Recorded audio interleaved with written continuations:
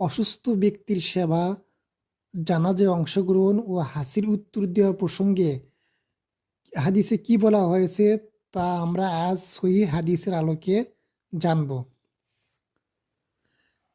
বারা ইবনু আজেব রাদিয়াল্লাহু আনহু থেকে বর্ণিত, তিনি বলেন, রাসূলুল্লাহ সাল্লাল্লাহু আলাইহি ওয়াসাল্লাম আমাদেরকে কয়েকটি কাজ করার আদেশ করেছেন: অসুস্থ ব্যক্তিকে দেখতে যাওয়া, জানাজার অনুসরণ করা, হাসির উত্তর দেওয়া, কসম পূর্ণ করা, মাজলুমকে সাহায্য করা, দাওয়াতকারীর দাওয়াতকে কবুল করা, সালামের প্রচার প্রসার করা।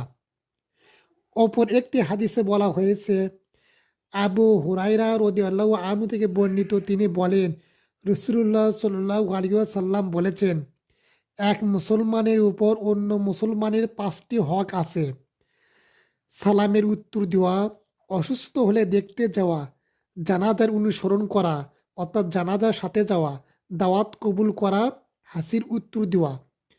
প্রথম হাদিসটি নেওয়া হয়েছে সহিহুল বুখারী 1239 নম্বর হাদিস, এবং হাদিসটি সহিহ মুসলিমে তো রয়েছে 5388 নম্বর হাদিস। দ্বিতীয় হাদিসটি সহিহুল বুখারী এবং সহিহ মুসলিমে রয়েছে।